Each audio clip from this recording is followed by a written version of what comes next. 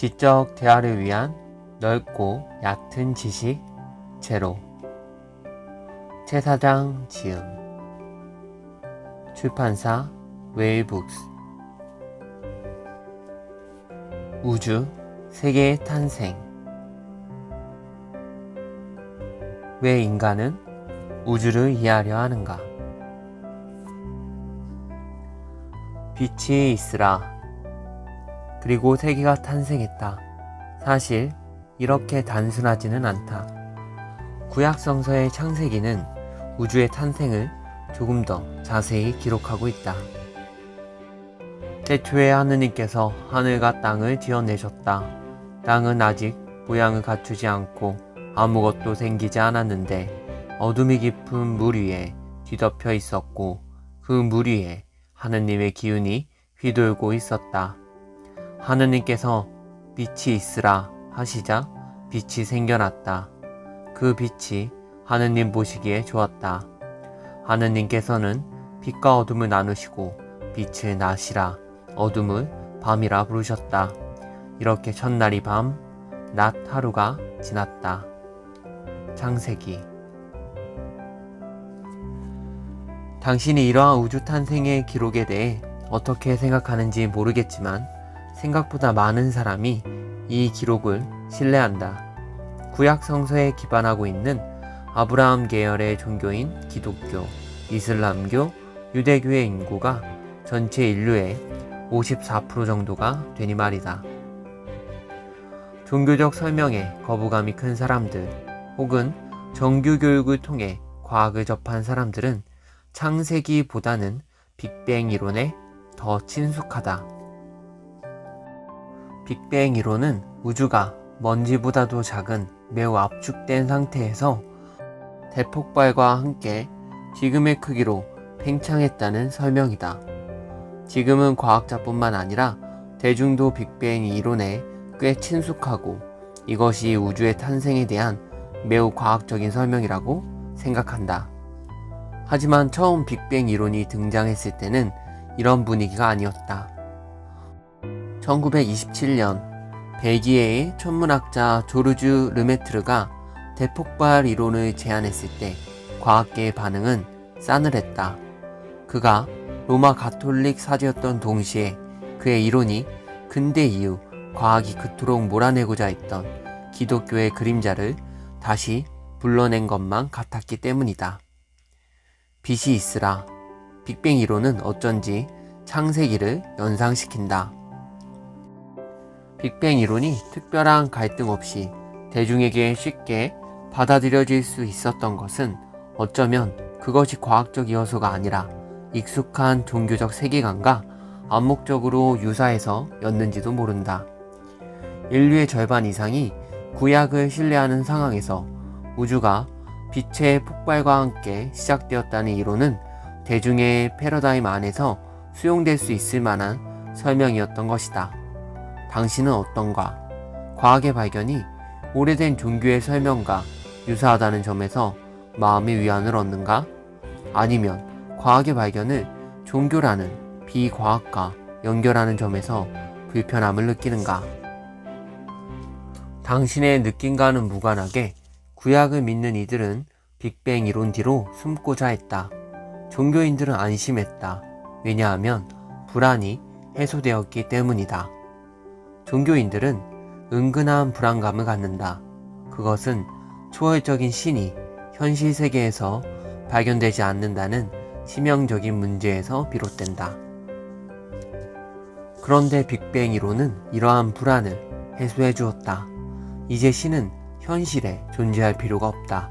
신은 빅뱅 이전에 존재하며 빅뱅을 일으킨 최초의 원인자로서 충분히 기능한다. 기독교가 빅뱅 이론을 종교적으로 이해함으로써 거부감 없이 받아들이는 모습에 불만인 사람들이 있었다. 물리학자 스티븐 호킹도 그들 중 하나였다. 호킹 박사의 강연은 시간과 공간의 출발점이 없을 수 있다. 즉, 신을 그 뒤로 숨겨줄 만한 창조의 순간 같은 건 우주의 역사에서 없을 수도 있다. 라는 내용이었다. 호킹 박사는 빅뱅 이전을 말할 수는 없다고 생각했다. 이는 마치 우리가 북극을 하나의 끝 지점인 것처럼 말하지만 실제로는 그렇지 않은 것과 같다.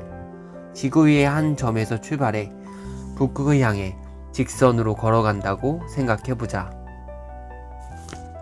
극점에 점차 가까워질수록 우리는 어떤 끝 혹은 어떤 처음, 영해에 수렴하는 곳으로 간다고 느낄 것이다. 하지만 마침내 북극에 도착했을 때 우리는 알게 된다. 북극이 사실은 지구 표면의 수많은 다른 지점과 다를 것 없는 하나의 지점일 뿐이라는 사실을 말이다. 호킹 박사는 수학적으로 허수 시간을 도입함으로써 처음과 끝이라는 특이점을 갖지 않는 완만한 우주의 시간을 생각해 볼 수 있다고 말한 것이다. 스티븐 호킹의 사례가 아니더라도 종교가 특유의 선입견과 편견을 토대로 과학의 성과를 왜곡하고 억압한다는 혐의를 지우기 힘들다.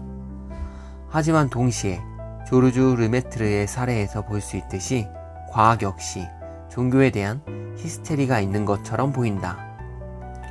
이 두 가지 일화를 통해 말하고자 하는 것은 과학도 종교도 모두 다 문제라는 단순한 양비론이 아니다. 다만 인간이라는 존재의 일반적인 특성에 대해 말하려는 것이다. 인간은 누구나 우주의 시작에 대해 말하고자 한다.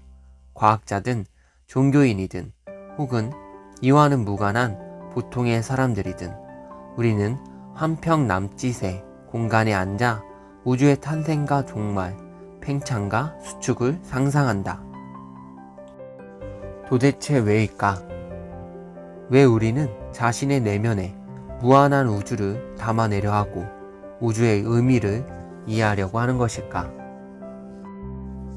이 물음에 대한 답은 단순하고 말초적인 것부터 심오하고 초월적인 것까지 넓은 스펙트럼을 가진다. 아마도 가장 단순하고 말초적인 답은 이 정도가 될 것이다. 그냥 배부르고 할 일 없으니 탁상 공론하는 것이다. 가장 심오하고 초월적인 답은 이 정도일 것이다. 그것은 우주의 자기반성 과정이다. 여기서의 자기반성이란 자신이 무엇을 잘못했는지를 생각해 본다는 의미가 아니다. 자기반성은 스스로와 대면하는 사유 과정을 말한다. 마치 거울을 통해 자신을 바라보는 것처럼 이것은 진정한 의미의 사유의 출발점이자 최소 조건이 된다. 당신이 사유한다는 것은 스스로를 객관적 대상으로 마주할 수 있음을 의미한다. 그렇다면 우주는 어떨까? 우주도 사유를 시작할 수 있을까? 우주는 존재 그 자체로서 그저 존재하고만 있을 뿐 결코 스스로의 존재를 마주할 수 없기에 그것은 가능하지 않다. 그렇게 우주는 138억 년의 시간 동안 깊은 침묵 속에 있었다. 하지만 어느 때 변화가 일어났다. 그 변화는 우주가 자기 안에 우주에 대해 사유하는 존재, 즉 인간을 잉태함으로써 비로소 시작되었다. 밤의 들판에 서서 어두컴컴한 하늘의 시면을 올려다보며 더 넓은 세계에 대한 질문을 마음에 품은 이름 모를 존재로부터 우주는 오랜 침묵을 깨고 비로소 자기 반성의 사유를 시작할 수 있었던 것이다. 우리가 한평 남짓의 공간에 앉아 우주의 탄생과 종말, 팽창과 수축을 상상하는 이유, 자신의 내면 안에 무한한 우주를 담아내려 하고 우주의 의미를 이해하려 하는 진정한 이유는 어쩌면 우주적인 것일지도 모른다. 당신은 어떻게 생각하는가? 당신의 답변은 이 두 가지 답변의 스펙트럼 중에서 어디에 가까운가? 이 책은 후자에 대해 논하는 위대한 스승들의 답변을 듣고자 한다. 자아의 존재 속에서 우주적인 의미를 찾으려는 답변 말이다. 흥미로운 것은 최근에 우주론에서도 후자의 대답을 내놓는 사람들이 있다는 것이다. 이를 강한 인간 원리라고 하는데 이번 장의 끝에서 우리가 알아볼 개념이다. 이왕 우주의 시작에 대해 말을 꺼냈으니 끝까지 가보는 것도 괜찮을 듯하다. 지금부터 인간의 사유가 도달한 시간의 극단에서부터 이야기를 풀어보려 한다. 시간의 극단이라면 앞서 말한 빅뱅을 말하는 것인가? 우리는 그것보다 더 이전을 이야기해 볼 것이다. 빅뱅 이전의 시간, 시간 이전의 시간에 대해 말이다. 최신의 물리학 이론들은 도저히 논리적으로 가능해 보이지 않는 시간 이전의 시간을 다루고 있다. 시간 이전의 시간. 다중우주와 평행우주. 어릴 적 많은 아이가 그러하듯 나도 우주를 좋아했다.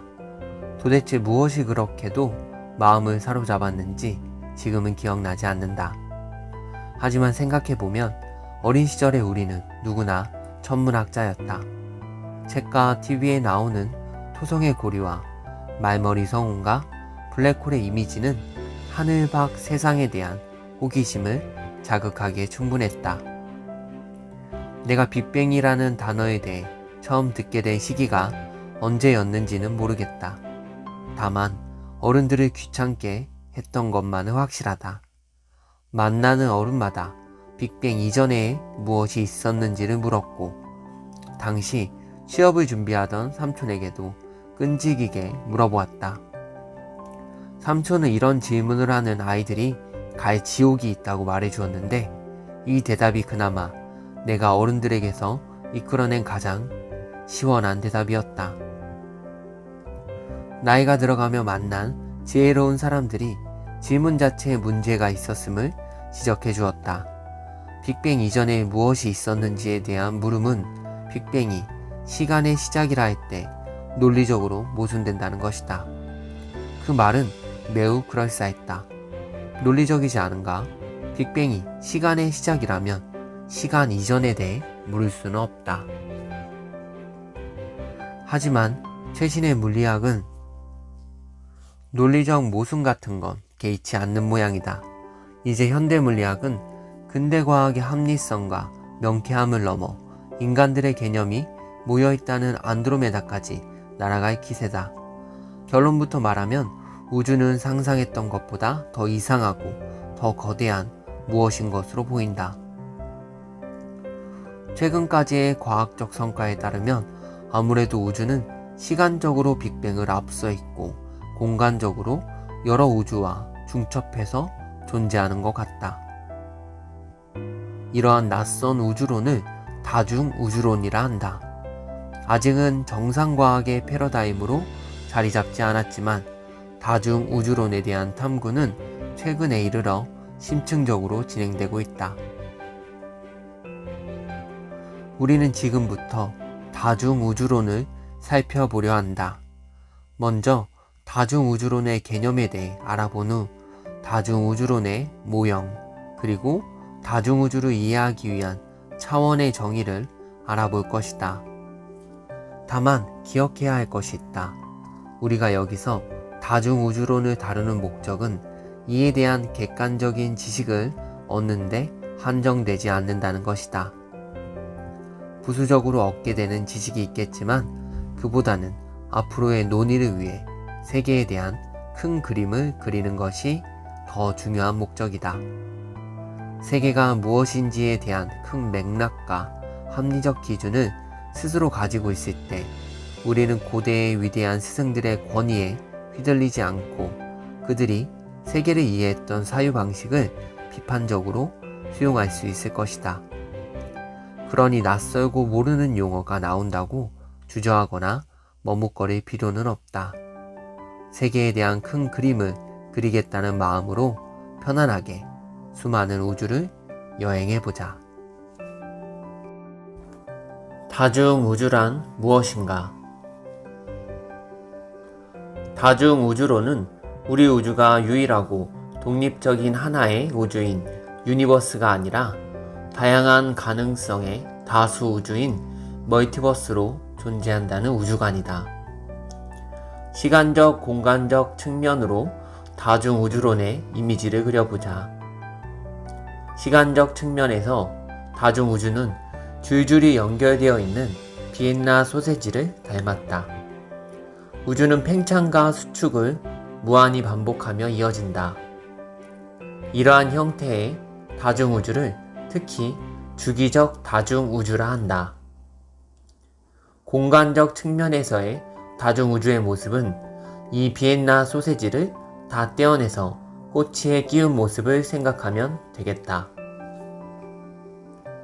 특정 시간에 무수히 많은 우주가 동시에 존재하는 것이다. 이 우주들은 서로 완벽히 독립되어 있거나 혹은 무수히 중첩되어 존재하는 것으로 해석된다. 하지만 다중우주를 시간적, 공간적 측면으로 구분해 본 것은 우리가 이런 방식에 친숙하기 때문이지 실제 모습이 그러해서가 아니다. 현대 물리학은 시간과 공간을 따로 구분하지 않고 시공간으로 통합해서 다룬다. 서양 철학의 전통에서도 시간과 공간이 실제 우주의 모습인지 아니면 인간 인식 방식의 특성일 뿐인지에 대해 지금까지 논쟁을 이어가고 있다. 우리는 일단 다중우주가 시공간의 팽창과 분열 속에서 무수히 탄생과 소멸을 반복하고 있다고 상상하기로 하자. 다중우주의 개념은 생각보다 현대인에게 친숙하다. 그것은 미디어의 영향이 크다. 우리는 영화나 드라마를 통해 이와 비슷한 아이디어를 쉽게 접할 수 있었다. 예를 들어 차원의 통로를 거쳐 먼 우주로 나아갔더니 그곳에 또 다른 내가 미묘하게 다른 방식으로 살고 있었다는 식의 이야기 말이다. 엄밀히 말하면 이런 소재는 다중우주론이라기보다는 평행우주론에 가깝다. 이 두 용어는 아직 엄밀하게 정의된 것이 아니고 과학자마다 사용하는 방식이 조금씩 다른 까닭에 사전적 정의처럼 정리하는 건 쉽지 않다. 대략적으로만 말하면 보통은 평행우주론을 다중우주론의 하위 개념으로 본다. 우리가 살고 있는 하나의 우주를 이해하는 것만으로도 버거운데 과학자들이 우리의 피 같은 세금을 써가며 당장 써먹을 수도 없는 수많은 우주를 연구하는 이유는 무엇일까? 그것은 다중우주론이 오늘날의 과학이 넘어서지 못하고 있는 문턱을 넘을 아이디어를 제공하고 있기 때문이다. 다중우주론은 막다른 길에 봉착한 현대 물리학의 많은 문제를 해결해 줄 것으로 기대되고 있다. 예를 들어 상대성 이론과 양자역학의 통합 문제, 우주 상수와 미세 조정의 문제, 양자 얽힘의 문제, 인플레이션 문제, 끈이론과 M이론 등 인간의 이성 안에서 모순을 일으키는 문제들을 설명하기 위한 큰 그림을 제공해준다. 우리는 이 중 몇 가지 개념만 살펴볼 것이다. 우선은 다중우주론의 구체적 모형들에 대해 알아보자. 우주가 여러 개라는 몇 가지 모델.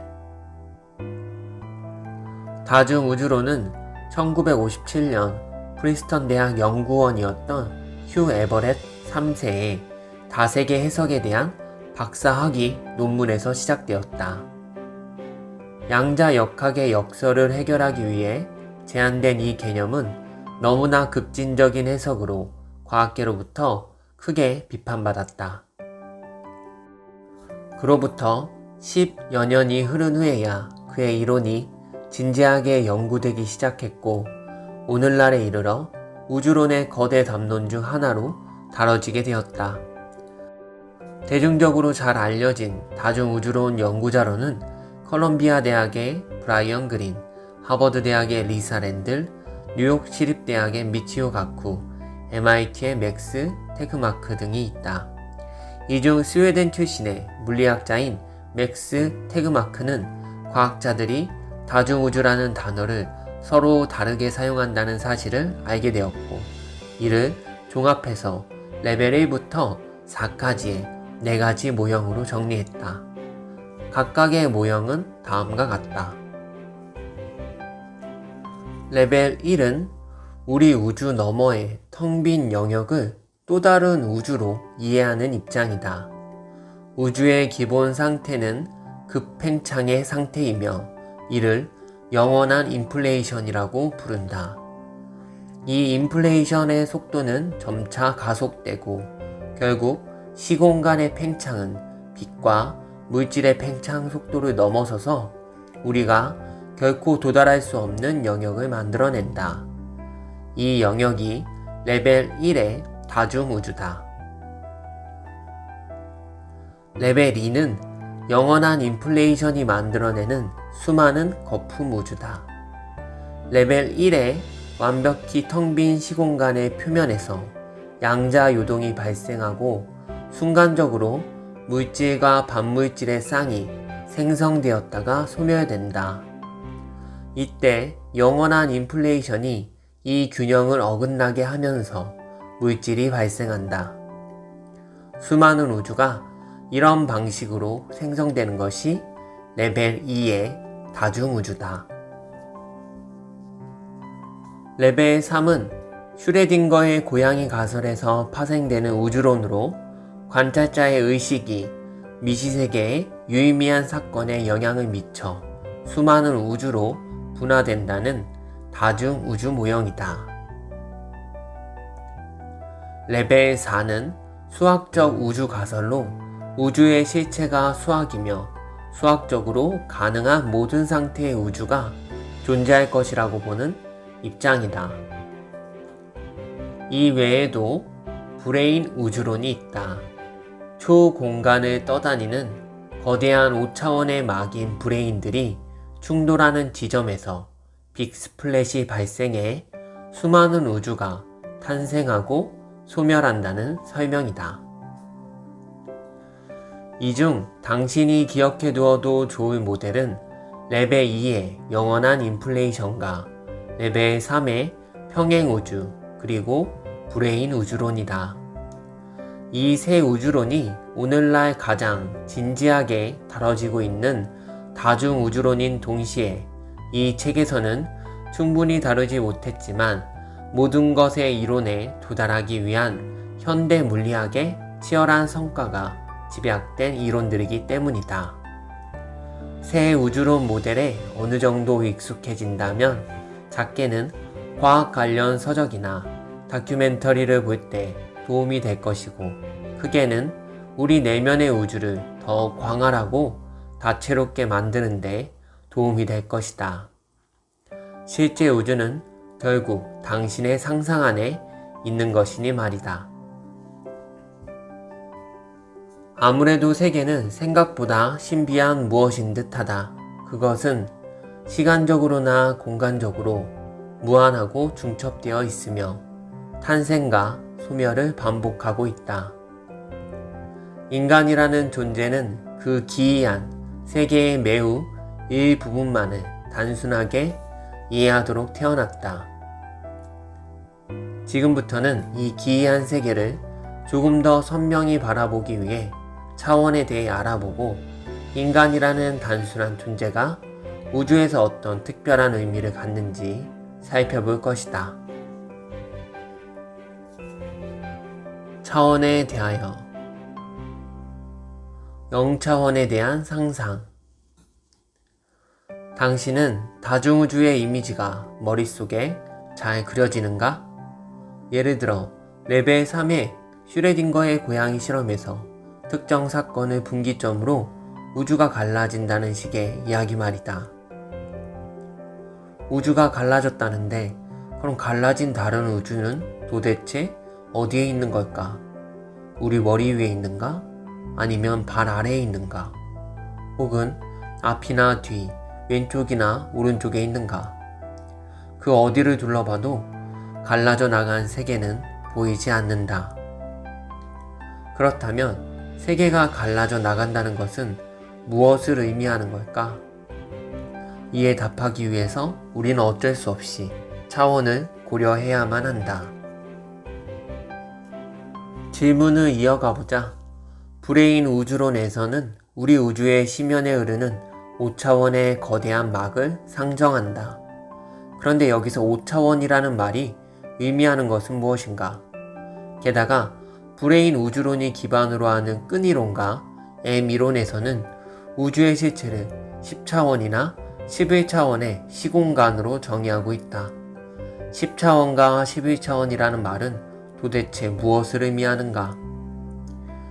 우리에게 현대 물리학의 이야기들이 너무나 멀게 느껴지고 다중우주론의 모델이 머릿속에 잘 그려지지 않는 여러 이유 중 하나는 우리가 차원의 개념에 익숙하지 않다는 것이다. 반면에 차원에 대해 익숙해지면 현대 물리학이 우리에게 말해주는 이야기에 조금 더 귀 기울일 수 있게 되고, 더 나아가 현실 이면에 보이지 않는 세계를 마음의 눈으로 가늠해 볼 수도 있게 된다. 추가된 차원을 상상해 보는 것은 인문학적인 영감을 일으키는 흥미로운 경험이다. 지금부터 차원에 대해 알아보자. 차원이란 무엇인가? 사전적 의미는 위치를 말하는 데 필요한 좌표의 수를 말한다. 이게 도대체 무슨 말인가? 예를 들어보자. 사과의 크기를 말하기 위해서는 3개의 좌표가 필요하다. 가로, 세로, 높이. 사과는 X축, Y축, Z축 3개의 좌표축이면 크기나 위치를 말하기에 충분하다. 그래서 사과는 3차원의 존재다. 그런데 사과의 색깔이 변해간다고 해보자. 처음에는 초록색이었는데 점차 빨간색으로 익어간다. 이런 변화는 어떻게 표현해야 할까? 하나의 좌표가 더 필요하다. 시간이라는 좌표축이다. 그래서 실제 세계 속에 존재하는 사과는 4차원에 위치한다고 할 수 있다. 공간의 3차원과 시간의 1차원으로 말이다. 이를 합해서 4차원의 시공간이라 부른다. 고양이도 나무도 빌딩도 지하철도 남산도 지구도 태양도 그리고 당신도 4차원의 시공간에 존재한다. 각각의 차원에 대해 자세히 알아보자. 우선 1차원의 세계, 1차원은 선의 세계다. 따라서 이 세계에는 길이만 존재한다. X축만 있는 것이다. 만약 이곳에 살고 있는 존재가 있다면 그는 그저 선 위에서 앞으로 이동하거나 뒤로 이동하는 존재일 것이다. 만약 그가 생각을 할 수 있다면 아마도 이런 생각을 할 것이다. 세계는 2가지 극으로 존재한다. 혹은 세계는 2가지 방향이다. 라고 말이다. 그는 A라는 극으로 방향을 선택하거나 A가 아닌 극으로 방향을 선택하는 것이 존재의 운명이라고 생각할 것이다.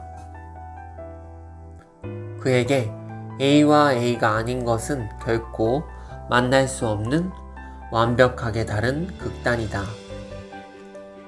만약 이곳에 또 다른 존재가 살고 있다면 그들은 서로를 점으로 볼 것이다. 왜냐하면 타자의 끝단만이 보이기 때문이다. 앞으로 반복적으로 살펴볼 테지만 특정 차원의 존재는 자신의 세계를 한 차원 낮은 단계로 경험한다. 1차원의 존재는 자신의 세계를 0차원의 점으로 경험한다. 다음은 2차원이다. 2차원은 면의 세계다. 여기에는 길이와 폭이 존재한다. X축과 Y축이 있는 것이다. 수학 시간에 배운 좌표 평면은 2차원의 세계가 무엇인지를 정확히 보여준다. 이곳에는 삼각형, 사각형, 원을 비롯한 수많은 2차원 도형이 존재한다. 이곳에 살고 있는 존재들은 면 위에서 앞과 뒤로 혹은 좌와 우로 움직일 수 있다. 이들은 이곳에 함께 살고 있는 다른 존재들을 뛰어 넘어갈 수는 없지만 돌아갈 수는 있다. 2차원의 존재가 자기 세계에 다른 존재를 본다면 그를 선으로 볼 것이다. 왜냐하면 자신의 시야 안에 들어오는 것이 다른 존재의 가장자리 양 끝점일 것이기 때문이다. 2차원의 존재는 자신의 세계를 1차원으로 경험한다. 3차원은 입체의 세계다. 여기에는 길이, 폭, 높이가 존재한다. X, Y, Z 축이 있는 것이다. 우리에게 가장 익숙한 세계다. 이곳에는 정사면체, 정육면체, 구와 같은 3차원의 존재들이 살고 있다. 사과도 나무도 건물도 인간도 3차원의 공간에 존재한다. 3차원의 존재가 자기 세계의 다른 존재를 본다면 그를 면으로 인식할 것이다. 이게 무슨 소리인가? 그렇다면 우리가 이 세계를 입체가 아니라 면으로 본다는 것인가? 사실 그렇다. 우리는 세계를 입체로 경험한다고 느끼지만 실은 사진을 보듯 2차원의 평면으로 본다. 지금 눈에 들어오는 아무 물건이나 집어들어 보자. 예를 들어 컵이라고 할 때 우리가 앞면을 보면 뒷면은 시야에서 사라지고 뒤로 돌려서 뒷면을 보면 앞면은 시야에서 사라진다. 그럼에도 우리가 컵을 3차원의 입체라고 느끼는 것은 우리의 뇌가 세계를 그렇게 해석해주기 때문이다. 3차원의 존재는 자신의 세계를 2차원으로 경험한다. 사실 여기까지는 이해하는 데 큰 무리가 없다.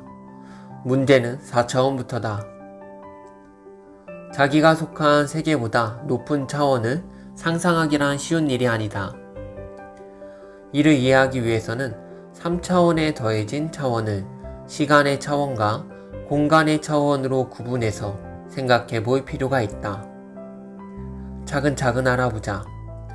우선 추가 차원이 시간일 때다. 즉 공간 3차원 플러스 시간 1차원의 4차원의 시공간이다. 3차원의 공간이 하나의 선형적 시간 흐름 속에 놓여있는 상태. 이것이 시공간의 4차원 세계이고 바로 지금 우리가 살고 있는 세계의 모습이다. 우리 세계의 존재들은 입체로 존재하고 동시에 시간의 흐름에 따라 늙고 낡아간다. 다음은 추가 차원이 공간일 때다. 즉 공간 3차원 플러스 공간 1차원의 4차원 공간이다. 사실 이 공간은 3차원의 공간에서 태어난 우리의 뇌 구조로는 파악하기 어렵다.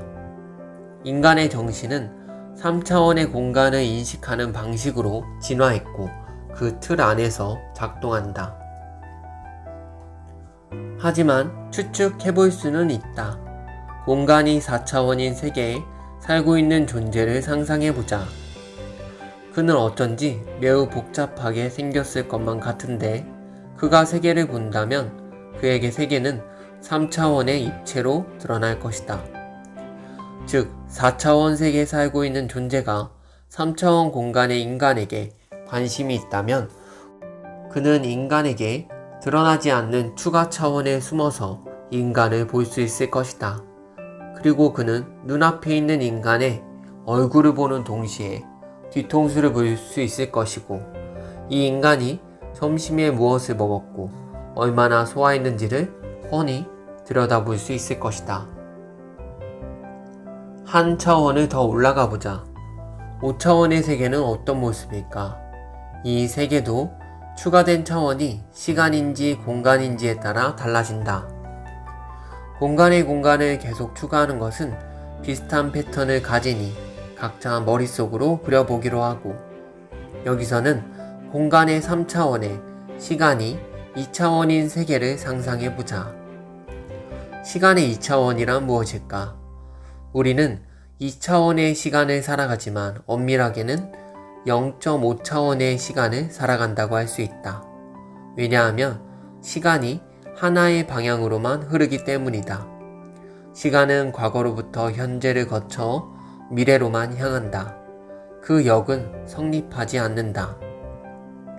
하지만 1차원의 시간은 과거로도 미래로도 흐를 수 있어야 한다.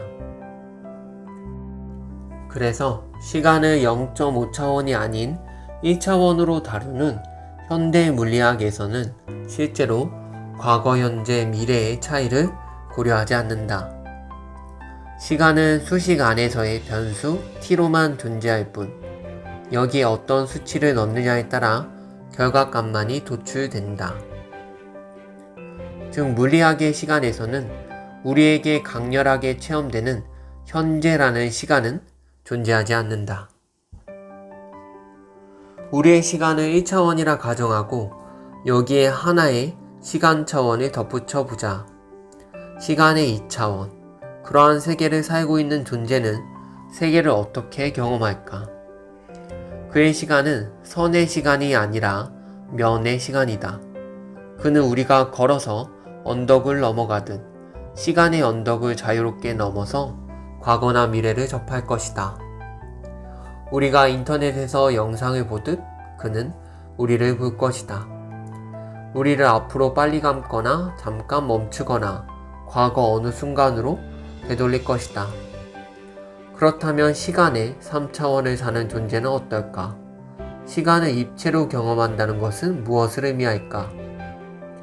그에게는 시작과 끝이 동시에 존재할 것이고 시간의 좌와 우를 말하는 것이 헛소리로 들리지 않을 것이다. 차원에 대한 생각은 신비하고 흥미롭다. 우리는 사유를 계속 확장해 나갈 수 있다. 6차원의 시공간을 살아가는 존재는 어떤 모습일까? 세계를 9차원으로 경험한다는 것은 무엇을 의미할까?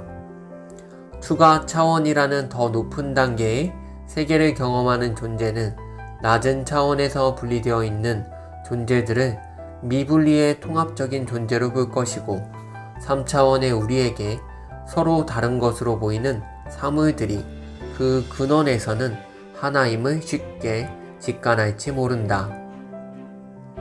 2차원의 존재에게는 동전의 앞면과 뒷면이 다른 것으로 경험할 테지만 우리에게는 한 동전의 다른 측면으로 이해되는 것처럼 말이다. 이야기를 마무리하기 전에 마지막으로 우리가 언급하지 않은 0차원에 대해서 생각해 보려 한다. 0차원. 이 세계는 어떤 세계일까? 좌표 축의 개수가 0인 세계. 여기에는 가로, 세로 높이가 없고 시간의 차원도 없다. 이 세계는 시간과 무관한 그저 점의 세계다. 점의 수학적 정의는 크기를 갖지 않는 최소의 단위다. 이 모순되어 보이는 정의처럼 0차원은 공간을 점유하지 않고 크기도 갖지 않지만 존재하는 세계다. 시간, 공간과 무관하게 존재한다는 것은 무엇을 의미할까? 만약 이 세계에 살고 있는 존재가 있다면 그는 어떤 존재일까? 그는 아마도 세계 그 자체일 것이고 그가 생각을 할 수 있다면 아마도 이런 생각을 할 것이다. 세계는 나다. 나는 세계다. 하지만 이런 생각은 하지 못할 것이다.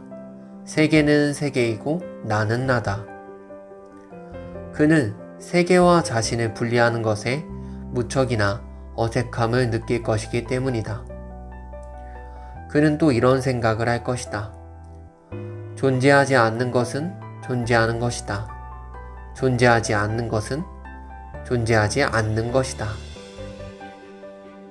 하지만 이런 생각은 하지 못할 것이다.